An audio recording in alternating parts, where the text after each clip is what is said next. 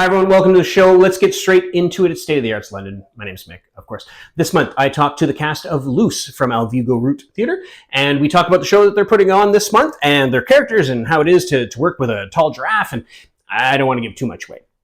Watch the interview. It's a little long, so grab some popcorn, sit down and enjoy it. You know, it's good. But I want to cover two things. Hayden, gentlemen, sorry. My second camera died about 12 minutes into the interview. There is some footage there, but I didn't get that second angle. So it's all from the one angle. So people who are watching this, it's not the most visually exciting show that I've ever done. But it gets the point across, right? Second thing I have to admit is that I apparently don't know how tall I am. I decided that cutting my head off about here was probably the best way to go. So that's what you're going to be looking at. You're just not going to see the shine off my head. Probably all for the best anyways. That said, folks, enjoy the show. Let's get going.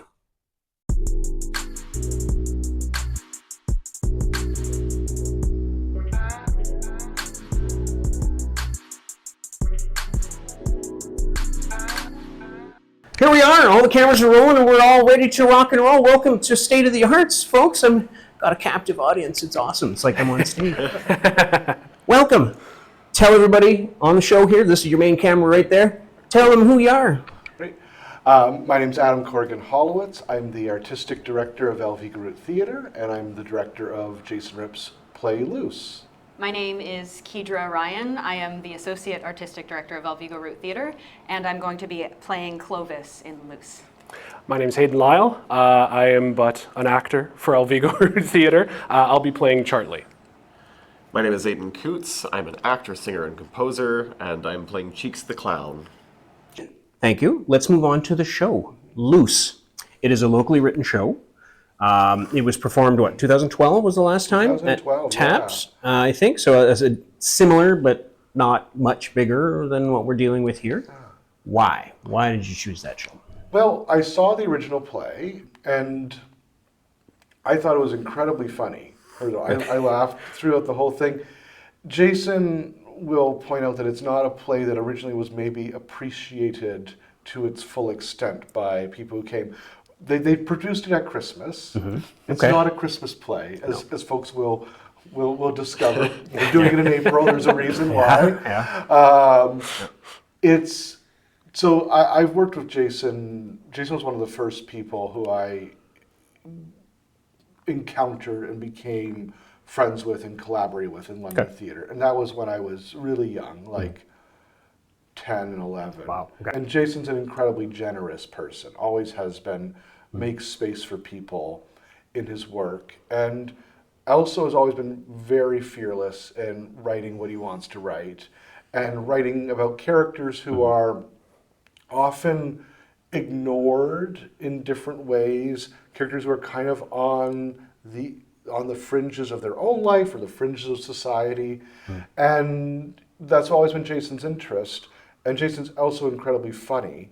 And Luce, to me, is a play that I think it's an exceptionally well-written play. Mm-hmm. I think it's also a play where Jason was able to explore ideas he's explored before, but in a really full-bodied way, in a way that's very strong, very clear, and that the characters are always Jason's strong suit, really. Okay. He writes fabulous characters, and characters who, even as they're doing horrible things, you want to be with them and see what they're going to do next, which is great.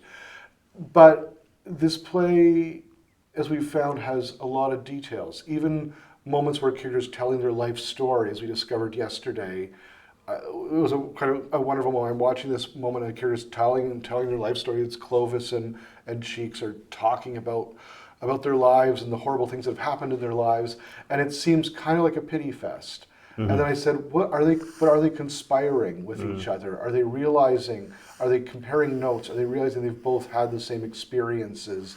And this is a chance for them to align themselves against those people who have done them wrong. Right. And suddenly, there's a great example, something that looks like exposition on the page actually does have an active heart, which is what you want in a play. Yeah. And we've found repeatedly wonderful details. And also every time, you look at a scene direction Jason wrote in this play, and you try it his way, and then maybe you try it another way, his way works. It adds something. It I mean, the man wrote it. I mean,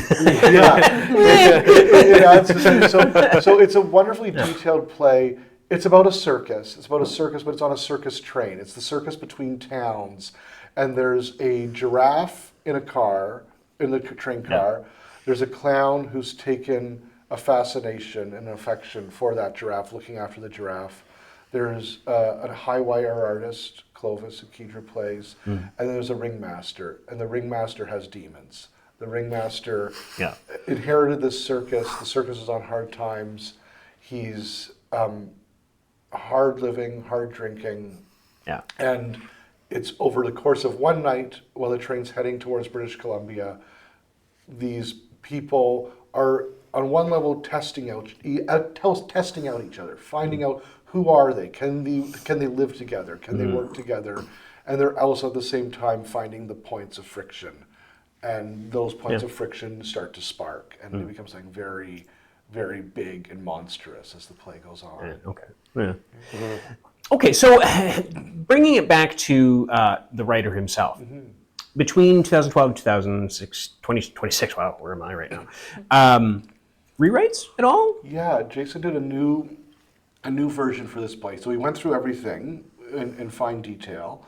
If folks saw the first production, they'll notice there's 4 new scenes. Okay. And there's also, the other thing Jason did in this time is he wrote a novella or a short story of this play. Okay, so he's fleshed it out a little. He fleshed it out. He wrote, and he dove into all the details that are in the novella aren't necessarily in the play, but I think they've informed every choice he's made. Okay. And as Jason was writing, we had a really wonderful time going back and forth as he was doing this version, and he would message me and say, it could go this way or this way. And then we talked through, well, if it goes this way, these things would have to happen in the world of the play. Yeah. And if it went this way, these things would have to be the case. And that it wasn't that I was arbitrarily making the choice. It wasn't a choose your own adventure. But as we talked, the right choice became clear within the realm of the world of the play. So I think what Jason's done this time is the world of the play makes really clear sense to the audience. And I think how the characters exist and operate in this world is very clear now too. Right. Actively involved in the rehearsal / bringing it up process, or has he been kind of hands off? Jason hasn't been in the room. I think he's gonna be surprised and delighted. Okay. I hope, but we've had a lot of back and forth, and it's not truly a new play. So there's a lot of me and Jason met for lunch at the Wortley Roadhouse quite a bit and talked over the play, and that was his influence in the world. Okay. Well, let's go through your characters then. Let's start you back there. Who are you playing? And what do you bring to it?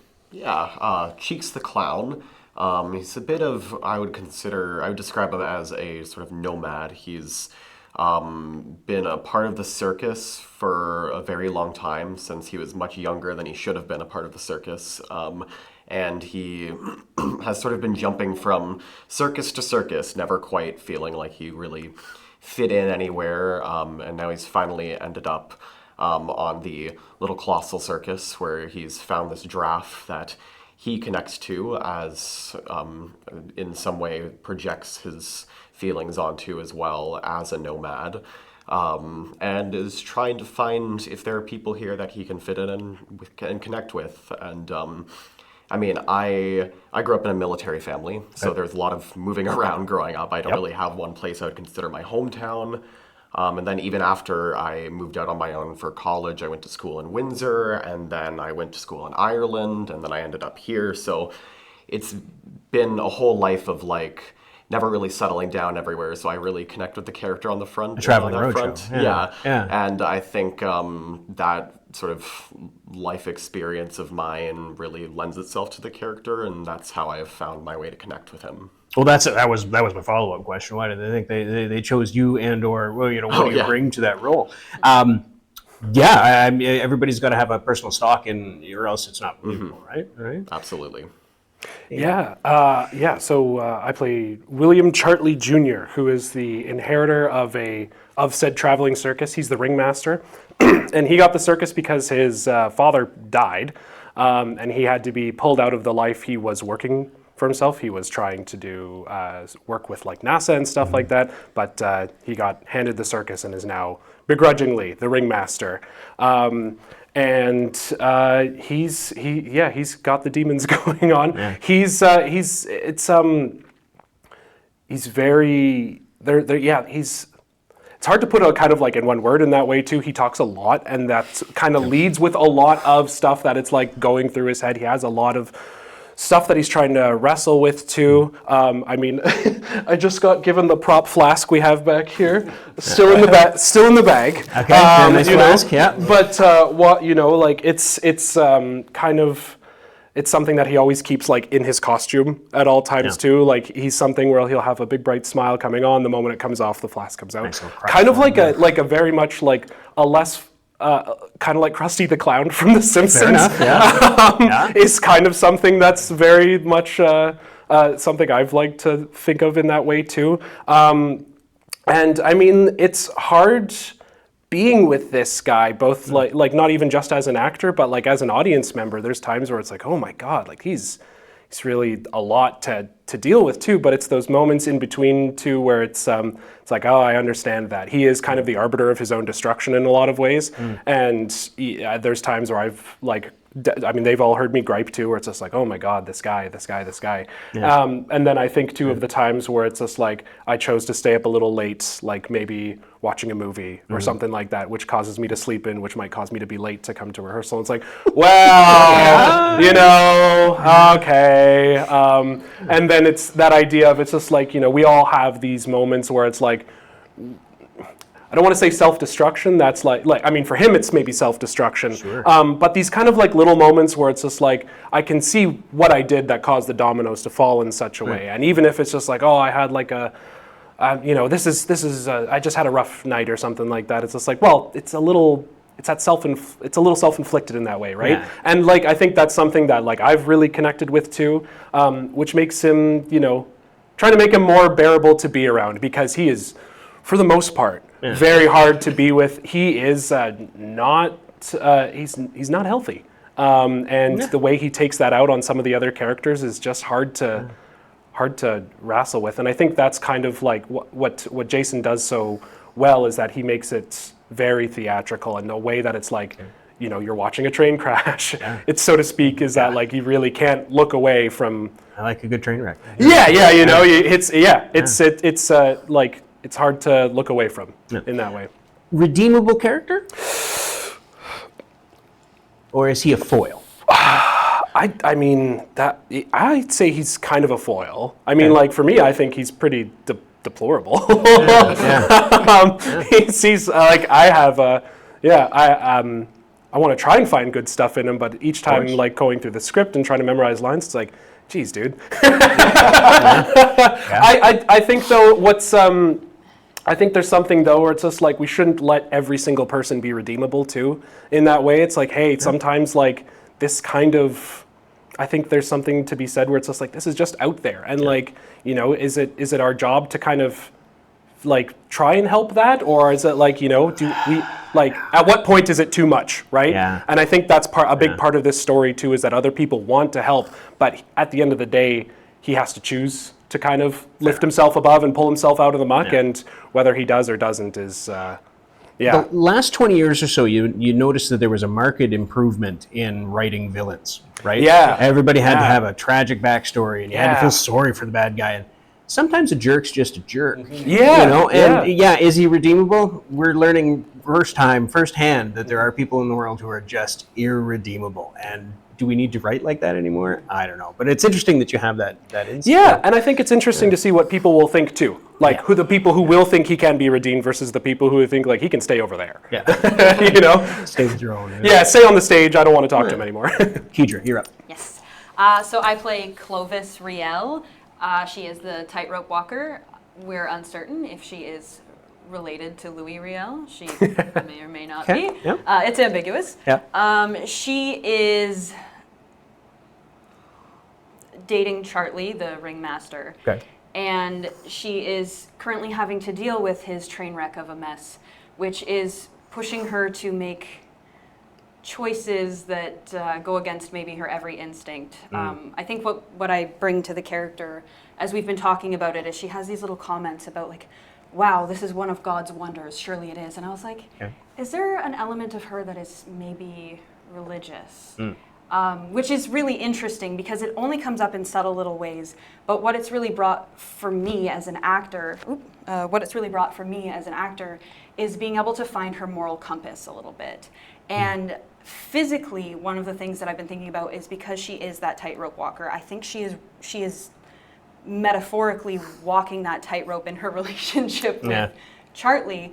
And as a physical gesture, one of the things that I've been thinking about is how do I make her balanced? Like she's constantly, everything she does has to be in balance. As we rehearse, I'm trying to incorporate that in every little way that I can. Character quirks and tics, right? Yes, absolutely. Do your character thinks that he is redeemable? I mean, we're just going to hit on it because would she be with him if she didn't? What do you think? It's a good question, and I think it's one that we continue to grapple with. We definitely agree that there has to be love there, whether she thinks he's redeemable or not. I don't know if that's why she's with him. One of the things that comes out in the play is that she gets perks from her relationship with the ringmaster, right? She's allowed to be in the cooking car and nobody else is. So there is a level of prestige being with him, and she gets kind of a cushier life than everyone else. So I do think there's love there. I don't know about redemption, though. That's fair. Again, no spoilers and all that kind of stuff. Yeah. Bringing it back to you, sir. Where are you in the? Do you let them go, or did you have an idea when you read and saw and you said, no, this guy's doing this? Did you give them the ability and you've kind of brought it together? What's your take on that? I think with directing, you have to make sure everyone's in the same play. By that I mean understand what are the irrevocable changes as the play goes on, and we all have to agree on that, which creates a framework within the actor can explore and make choices that are big and choices that are small to influence their performance. When I'm watching an actor as we rehearse the play, and rehearsing a play like this is lovely because it's it's a naturalist play. Okay. There's not a lot of there's certainly some strange and absurd realities to this play, but aesthetically it's a naturalist piece. It looks to a degree like how our world looks. Right. And we can let characters exist in the environment. So the first thing as a director, I spend a lot of time thinking about the environment we're creating, and that the environment should be something tactile that can give the actors both barriers and freedoms to operate and make choices that make sense to the play. So that's part of the design. That's part of the dimensions of the space. That's to a degree that's costume, but the environment is not just a piece of scenography the audience watches. The environment is also something that supports the performance, and really good theater has really interesting scenography that is the support of the actor. More often than not, I watch what an actor's doing, and that gives me the idea either to go, no, let's find something in the opposite as we block it, or oh, you did that thing, you did this, you made this choice here, let's billow the flames of it, let's grow it, and let's see if that becomes the key. So I think you're always, I think when I'm working with young directors or early directors, I like to remind them that actors have brains, and that as a director, you want to activate the actor's creative instinct in their brain, because then you've got people who are all actively thinking and exploring and having a creative collaboration.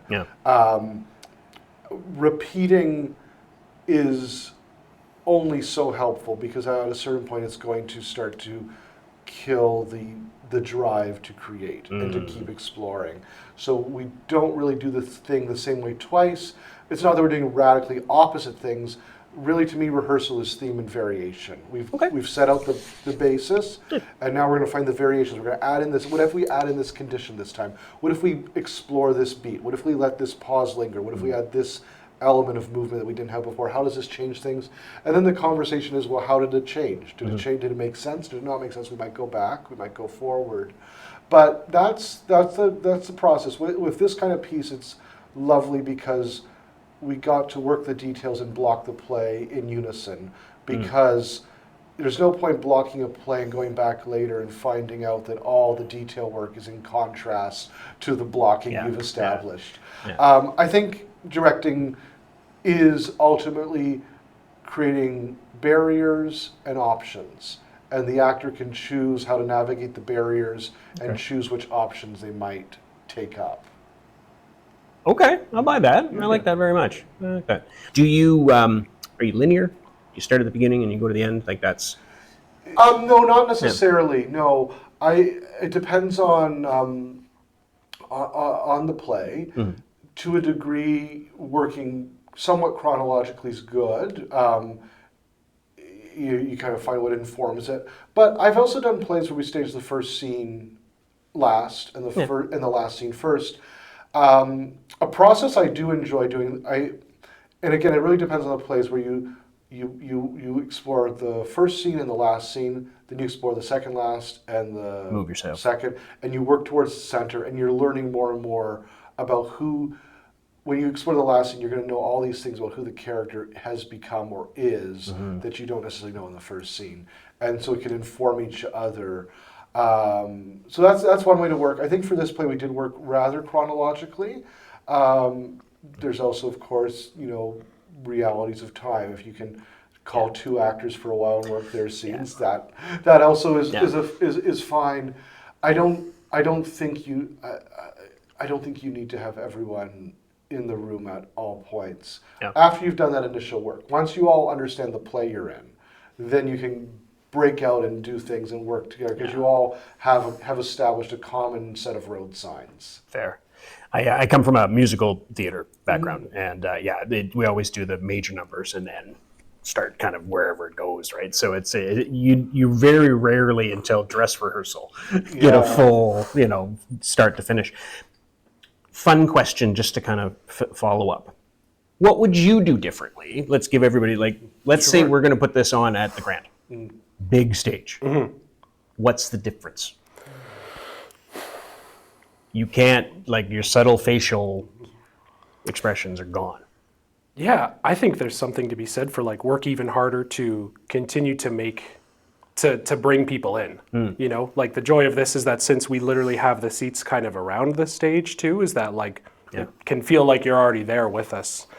You can smell the giraffe, So it's how can we shoot even more of that out there and really make this an atmosphere that people kind of feel when they walk through the doors before taking their seats. It's there's something in the air in that kind of way. I think would be, why not bigger? Why not? Do you think it changes the show?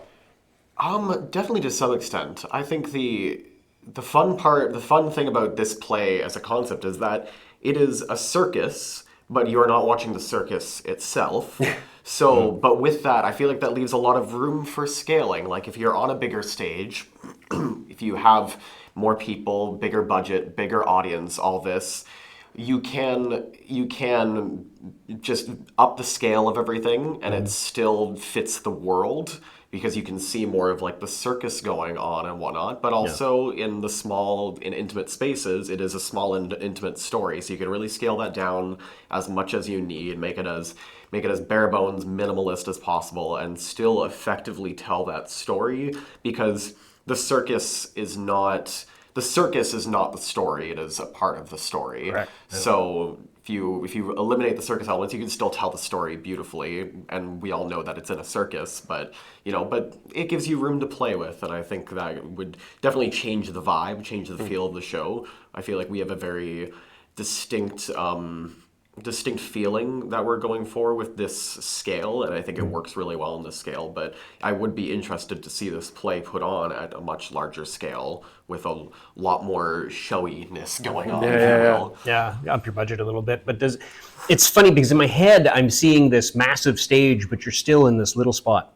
You know, you got all sorts of stuff going on, but you're still kind of right here doing whatever it is. So it's in my head, maybe I'm not the director. Can't envision it. But Keidra. Well, I think there's a few things. First of all, probably a stronger vocal and physical warm-up just to reach the back wall.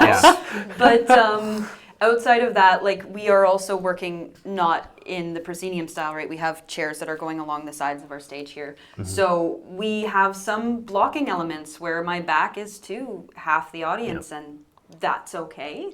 Like currently in this configuration, you know, there's times where I have to turn around and talk to Chartley, who's right behind me, to get some of those extra faces. But it does allow that blocking to feel a lot more natural, because it feels a lot more like working in the round, and there's a lot more ways that you can stand where it's like justified, and then people aren't like, oh, she's putting her back to the audience, because no, I'm not, because there's audience over here. So it's okay, and it just makes it feel a lot more comfortable to just be a little bit more human, not have to do the cheat out thing so much. Right, the audience spin, that sort of thing. And you got to get from one side of the stage to the next, and you got to walk 75 miles an hour as opposed to a nice little light jaunt. Absolutely.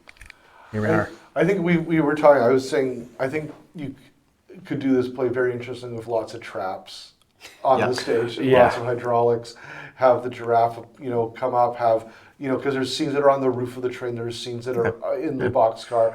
You could do great stuff that way. Dimension-wise, it's set in a boxcar, most of it.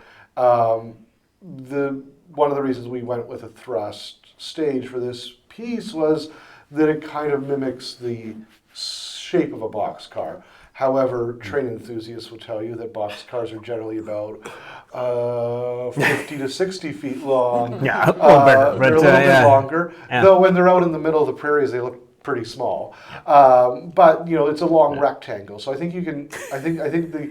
You know, again, finding what's the environment, the play's in a long rectangle, whether you put that long rectangle. If you're on a stage that's that big, I would make as accurate a boxcar as possible, which would be great. And unlike, you know, things like Murder on the Orient Express, it's in pretty much one location, so you don't have to worry about trains revolving. There's not a whole lot of plays set on trains.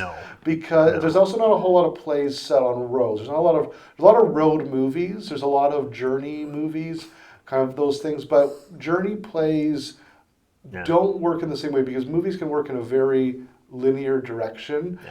Plays tend to work more like a spiral, and they kind of corkscrew in and corkscrew out. So when you're doing, you know, a travel story, you got to kind of navigate how a play treats a road story differently, or in this case, a train story. Sure. Folks, thank you very much, very much. Now, give me some dates. Great. Luce is on at the Manor Park Memorial Hall, April 15th to 19th. We've got 6 performances, opening on the Wednesday, closing on the Sunday. There's 7:30 shows, Wednesday to Saturday, and there's 2 p.m. matinees on the Saturday and the Sunday. Nice, the old matinee. The old matinee. Matinee is always fun too when you got to follow it up with the nighttime performance too. Right? That's great. Double show day. What's the next show? Next show, then, we will be in June at the Fan Shop Pioneer Village with a new piece called Take the Big Picture, which I'm adapting from a novel by James Rainey. You know, one of our favorite and very influential playwrights of London and in Canada. It's a wild, wild road story. It's a season of road stories. That's it, so you can perfect your road story. Year of the road. It's a family road trip from BC to London. There's Sasquatches pursuing them. There's car wash that's being controlled by satellites.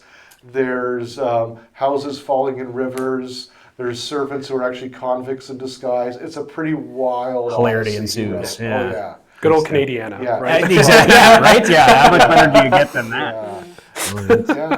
Thank you very much. I only unfortunately have a half an hour, so I can only get so much chatting out of you. But there we are, folks, and we'll see you next month. Thank you. Thank you. Thank you. Yay!